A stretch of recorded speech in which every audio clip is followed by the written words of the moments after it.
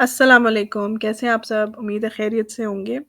आज हम जिस पर्सनैलिटी डिसऑर्डर को डिस्कस करने लगे हैं वो है बॉर्डरलाइन। बॉर्डरलाइन पर्सनैलिटी डिसऑर्डर को इमोशनली अनस्टेबल पर्सनैलिटी डिसऑर्डर भी कहते हैं, तो ईयूपीडी भी कहते हैं। Let's start with the sample case before we talk about the disorder. So, Sarah, a 25-year-old university student, presents with unstable moods and stormy relationships. She describes feeling empty inside and she fears that people will leave her, abandon her. She has a history of cutting her forearms after fights with her boyfriend, whom she alternately describes as the best thing that ever happened and the worst person alive. She reports intense anger, impulsive spending sprees, and binge eating when upset. So, let's get into it. Personality disorders को classically clusters में divide किया जाता है, groups होते हैं, cluster ए, B और सी। Cluster B जो होता है उसमें ये फॉल करता है alongside anti social, histrionic, narcissistic.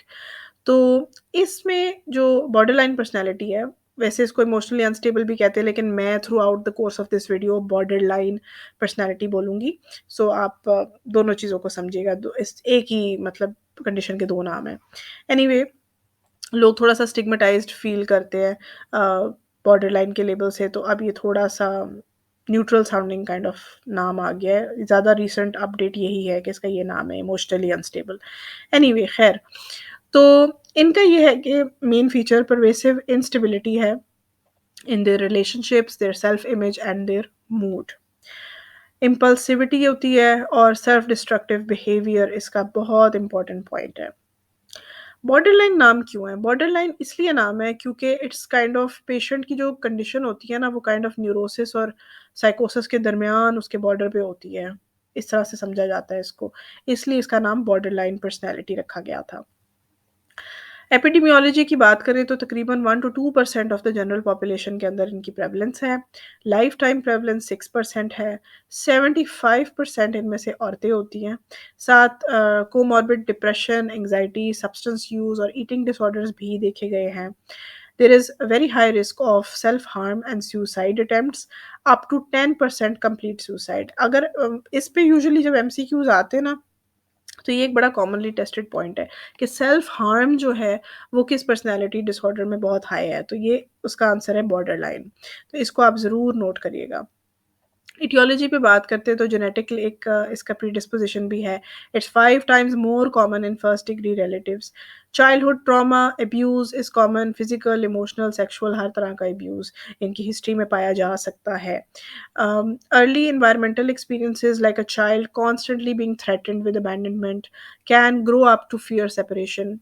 फिर न्यूरोबायोलॉजिकल थ्योरी भी है कि सेरोटोनिन की डिसरेगुलेशन का भी एक रोल हो सकता है, अमिगडाला की हाइपर रिएक्टिविटी भी हो सकती है। सो डिफरेंट इटियोलॉजीज़ इसकी हो सकती हैं। कोर फीचर्स इसके क्या हैं जी? अनस्टेबल है, इंटेंस इंटरपर्सनल रिलेशनशिप्स हैं इनके, ठीक है? और अबैंडनमेंट को ये बहुत ज़्यादा फ़ियर करते हैं। आइडेंटिटी डिस्टर्बेंस है, इनकी सेल्फ इमेज बहुत अनस्टेबल होती है। इम्पल्सिव बिहेव कर सकते हैं in terms of spending, sexual activity, substance use, reckless driving, binge eating. तो ये एक इम्पल्सिविटी के एग्जांपल्स हैं। ज़रूरी नहीं है सारा कुछ हो, लेकिन इसमें से कुछ हो सकता है। रिकरेंट सुसाइडल बिहेवियर या सेल्फ हार्म, इवन ये थ्रेटन भी बहुत ज़्यादा करते हैं कि अगर इनको कोई छोड़ेगा तो ये अपने आप को कुछ कर लेंगे। ये वाली भी इनकी एक लाइन होती है जो कि यूज़ होती है। क्रॉनिक एम्प्टीनेस की फीलिंग, इंटेंस और इनअप्रोप्रिएट गुस्सा, ट्रांजिएंट स्ट्रेस रिलेटेड पैरानोया और डिसएसोसिएशन। जल्दी अटैच हो जाते हैं और जल्दी लोगों को ज़्यादा इंपॉर्टेंस दे देते हैं, उनको ओवर वैल्यू करते हैं और ये डॉक्टर पेशेंट रिलेशनशिप में भी प्रॉब्लमैटिक होते हैं। स्प्लिटिंग, अच्छा जी, वैसे तो डिफेंस मैकेनिज़्म्स पे इंशाल्लाह मैं एक सेपरेट वीडियो बनाऊँगी, लेकिन इस डिसऑर्डर के बारे में एक फ्रीक्वेंटली आस्क्ड क्वेश्चन ये होता है कि इन लोगों में कौन-सा डिफेंस मैकेनिज़्म है? तो इसका जवाब है splitting. Splitting is an example of a defence mechanism और इसका मतलब बेसिकली ये है कि ये ब्लैक और व्हाइट थिंकिंग वाले लोग हैं, यानी कि चीज़ें मतलब फॉर एग्ज़ाम्पल एक पर्सन है, उसके बारे में उनकी ओपिनियन ये है कि या तो ये बेस्ट है या ये वर्स्ट है। लेकिन दरमियाना इनका कोई थॉट प्रोसेस नहीं होता, एक्सट्रीम्स पे सोचते हैं। या तो एक्सट्रीमली पॉज़िटिव हो जाते हैं, एक्सट्रीमली नेगेटिव हो जाते हैं, तो this is called splitting, black and white thinking इसको कहते हैं। अच्छा जी, ये आप वीडियो को पॉज़ करके DSM-5 क्राइटेरिया से गो थ्रू कर सकते हैं। तो इसमें ये है कि ये 9 पॉइंट्स हैं जिनमें से 5 या 5 से ज़्यादा हों तो डायग्नोसिस जो है वो बॉर्डरलाइन की तरफ जाता है। डिफरेंशियल डायग्नोसिस में it's important to consider bipolar disorder. इसमें डिस्टिंग्विशिंग फैक्टर एक ये है कि इसमें भी मूड अनस्टेबल होता है लेकिन वो एपिसोडिक होता है, व्हेयरएज़ बॉर्डरलाइन के अंदर ये मुस्तकिल ऐसे ही होते हैं। हिस्ट्रियोनिक पर्सनैलिटी में ये होता है कि ये लोग अटेंशन सीकिंग होते हैं, लेकिन वर्सेस सेल्फ डिस्ट्रक्टिव और इम्पल्सिविटी के फीचर्स जो है वो बॉर्डर लाइन में ज़्यादा होते हैं।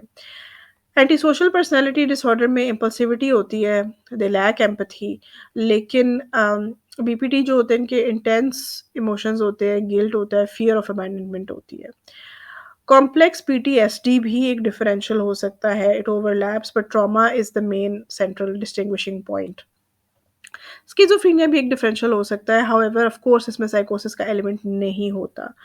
हाँ, ट्रांजिएंट साइकोसिस समटाइम्स हो सकता है under the influence of substance और extreme stress.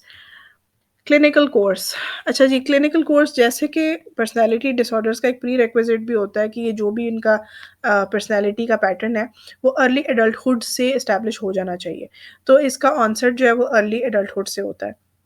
Emotional dysregulation, stormy relationships, frequent crisis होता है। फिर ये कि इनमें सेल्फ इंजरी और सुसाइड का रिस्क हाई है, मैंने पहले भी आपको बताया था, मैं दोबारा रीइंफोर्स कर रही हूँ। देखा गया है कि 40s के अराउंड इनके सिम्पटम्स थोड़े से रिड्यूस हो जाते हैं, थोड़ी सी इंप्रूवमेंट देखी जाती है। हाउएवर लाइफ लॉन्ग ही होता है, इंटेंसिटी थोड़ी कम हो जाती है। इसके साथ इंक्रीज्ड इंसिडेंस होता है ऑफ डिप्रेशन, कोमॉर्बिड और सब्सटेंस यूज़। इसकी मैनेजमेंट में अगर बात करें तो इसका मेन जो एमसीक्यू है कि इसकी क्या मैनेजमेंट है, साइकोथेरेपी है ऑफ कोर्स, लेकिन उसमें भी डायलेक्टिकल बिहेवियर थेरेपी यानी कि डीपीटी, ये इसका मैनेजमेंट है mainly. DBT is a combination of different things, इसकी डिटेल में हम नहीं जा रहे, लेकिन डीबीटी, सीबीटी और साइकोडायनामिक थेरेपी ये इसकी मेन मैनेजमेंट है। मेडिकेशन सब इंडिकेटेड होती हैं, साथ जब कोमॉर्बिड कोई और इश्यू चल रहा हो, सिम्पटम टारगेटेड किस्म की थेरेपी होती है। वैसे डिसऑर्डर अगर बगैर किसी कोमॉर्बिड के है तो नहीं ज़रूरत। हॉस्पिटलाइजेशन कंसिडर हो सकती है अगर बहुत सिवियर सुसाइडलिटी आपको लग रही है, सेल्फ हार्म का रिस्क लग रहा है, तो it's good to hospitalise the patient.